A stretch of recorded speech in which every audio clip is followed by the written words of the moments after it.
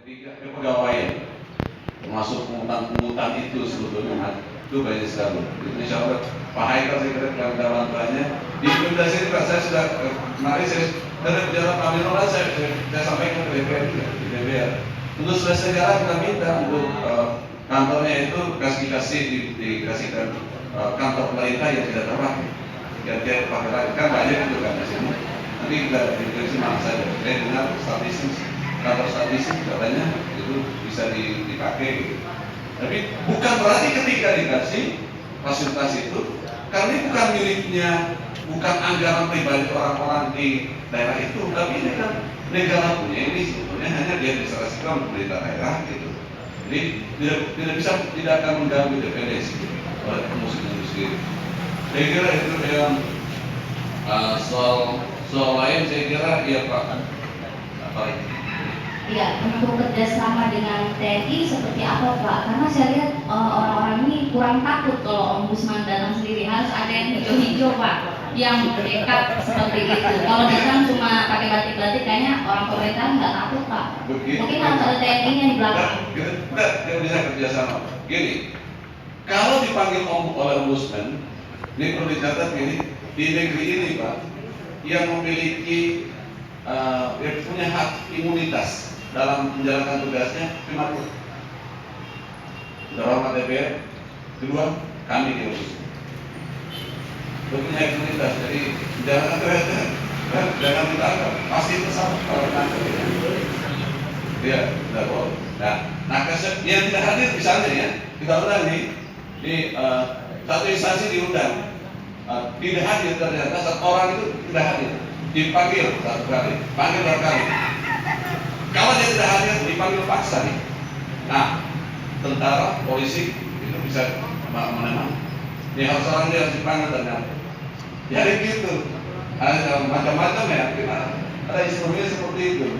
Nah, kalau tidak melakukan, saya kira ini tantangan serius ya, tantangan serius. Tidak melakukan regulasi, ini tantangan serius yang masih kami harus lakukan. Jadi, kami sebetulnya amanah dari bangsa ini melalui DPR pada kami insya Allah telah akan menjalankannya di seluruh Indonesia. Di Jakarta kami terus melakukan pengawasan. Pak Amirul saya kira mengingatkan juga KPK itu tidak disentuh apapun pengawasan pelayanan.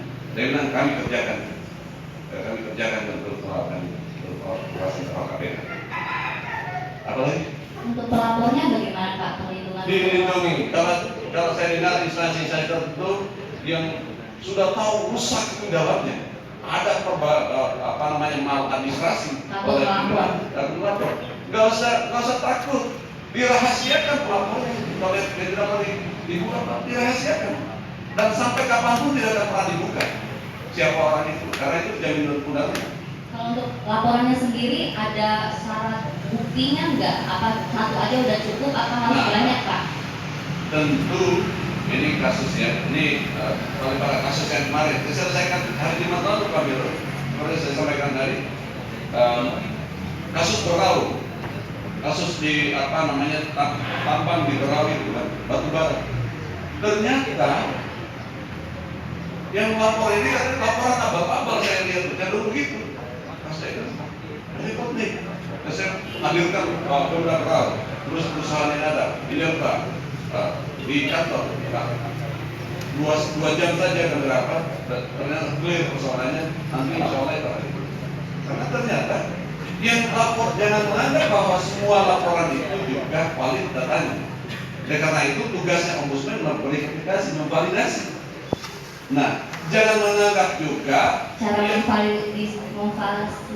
memvalidasinya bagaimana Pak? Ini soal teknis saya kira tidak bisa artinya itu soal teknis sekali. Kalau mau tanya saya, nih kamu saya pick mana laporan dulu? Ini satu aja buktinya Pak saya bawa. Ini siapa itu?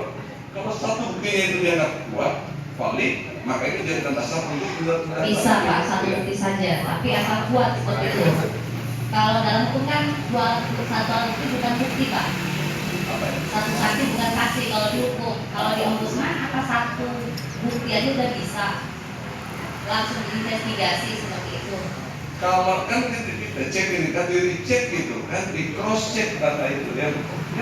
Bikin laporin aja, ini Ya. lapor nih, oh ini laporannya ini, oh buktinya ini, ya nanti kita coba cross check yang lain, Jadi ombudsman yang mencari bukti yang lain, dan yang lain. bukan melapor lagi yang sibuk untuk mencari bukti yang lain seperti itu.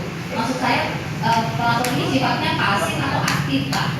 Pelapor itu bisa aktif, bisa Bisa pasif pasif. gitu, tapi tentu nanti yang tidak lanjuti laporan ini ombudsman. Memverifikasi dan memvalidasi itu adalah kerja ombudsman. PP bantu mana kalau ada tambahan lagi gitu. Di cross check itu ya pada yang di lapor ini ditanya.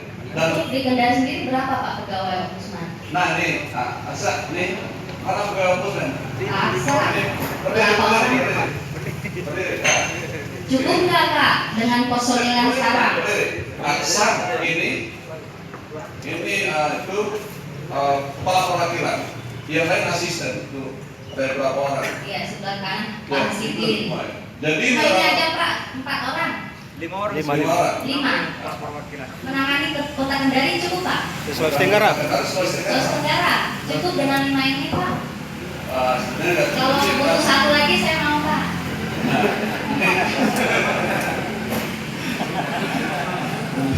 Cukup Pak, ini serius nih Pak. nggak, Saya belum cukup cukup, Pak.